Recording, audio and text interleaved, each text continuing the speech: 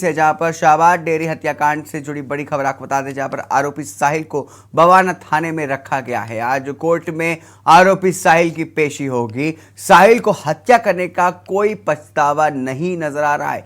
हत्या में इस्तेमाल हथियार अभी तक बरामद नहीं किए गए हैं। हत्या के बाद साहिल ने रिठाला गांव में हथियार छुपाया था। तो अहम खबर आपको बता रहे हैं साक्षी मर्डर केस से जुड़ी, जहां पर आज कोर्ट में आरोपी साहिल की पेशी होनी है।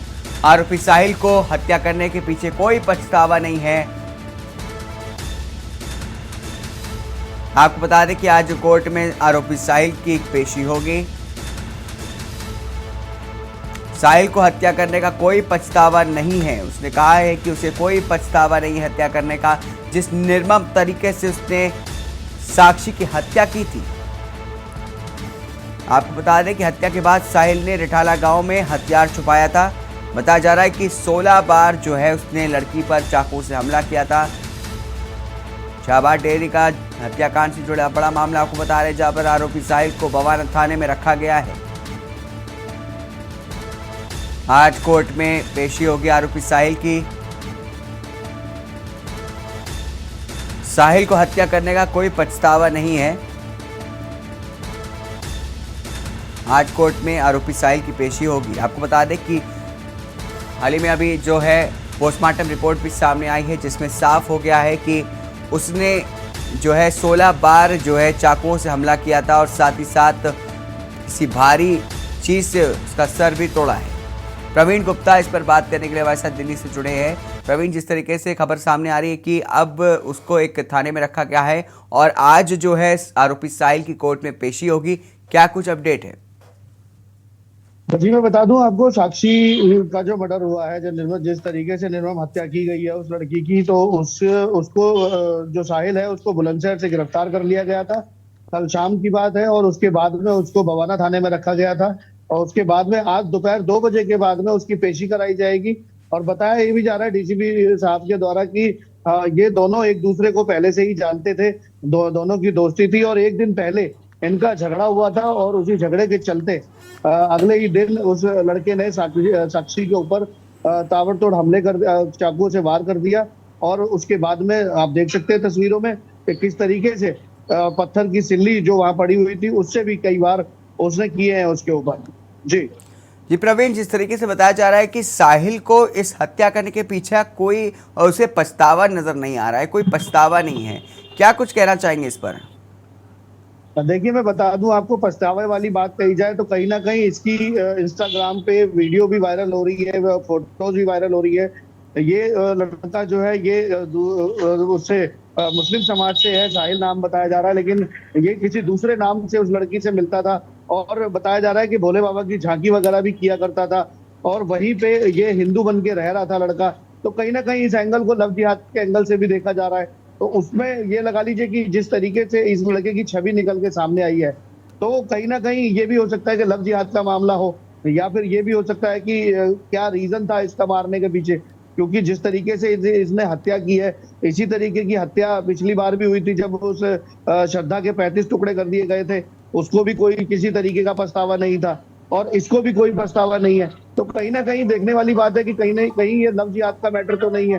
तो ये तो कोर्ट में जाने के बाद ही पता जी प्रवीण, अभी आपको बीच पे रोकना चाहेंगे। आपको बड़ी खबर आपको बता रहे हैं दिल्ली से।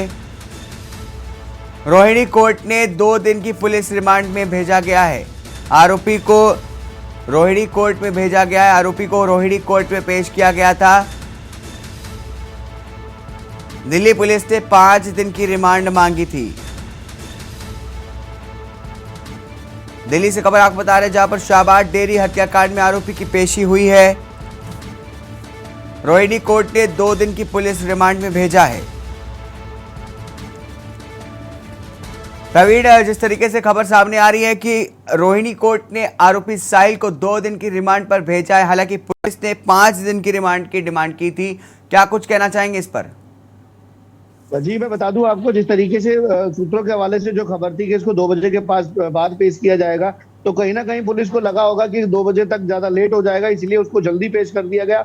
और पुलिस ने जो 5 दिन का रिमांड मांगा है वो सिर्फ इसी जानकारी को हासिल करने के लिए मांगा था कि कहीं जो भी मामला है वो पूरा सामने निकल के आए, पूरी सच्चाई निकल के सामने आए कि क्यों इस लड़के ने उस लड़की की निर्मम हत्या की है, क्या इतनी खुंदक थी, क्या क्या क्या रंजिश थी उसके साथ में, जो कि उस लड़की के ऊपर इतने चाकुओं से वार किए गए। और उसके बाद जब इसकी तसल्ली नहीं हुई, जब तक वो लड़की मरी नहीं, तो सिल्लियों से भी वार किए गए।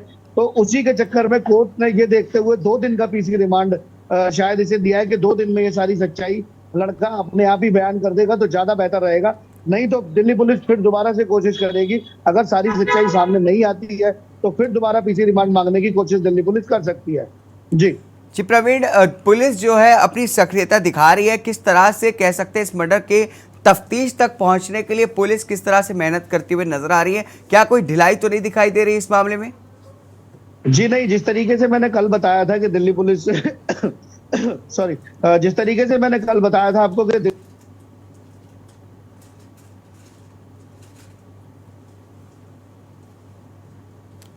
प्रवीण, आपकी आवाज हम तक नहीं पहुंच पा रही है।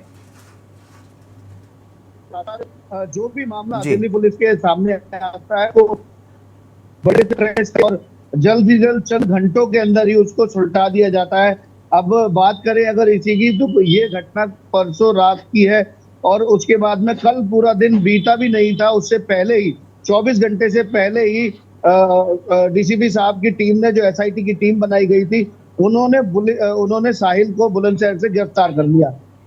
तो कहीं ना कहीं दिल्ली पुलिस बहुत अच्छा काम कर रही है। और जिस तरीके से 24 घंटे के अंदर अंदर उस साहिल नाम के व्यक्ति को पकड़ लिया गया, तो कहीं ना कहीं काबिले तारीफ है। जी जी प्रवीण, जिस तरीके से एक लव ट्रायंगल का एंगल भी सामने आ रहा है, कुछ लोग कोई खुलासे में कहा जा रहा है कि लव ट्रायंगल भी हो सकता है, और लव जिहाद का मामला भी जोड़ा जा रहा है। तो लव जिहाद का मामला जो सिर्फ राजनीतिकरण के लिए जोड़ा जा रहा है, या फिर सच में कोई इसका कोई एंगल दिखाई देता है?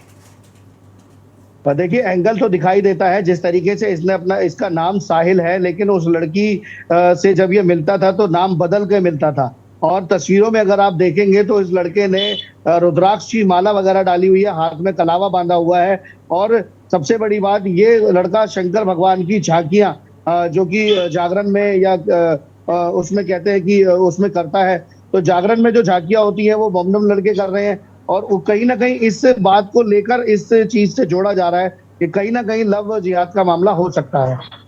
जी जी प्रवीण, बहुत बहुत शुक्रिया तमाम जानकारी विस्तार से हमारे साथ साझा करने के लिए।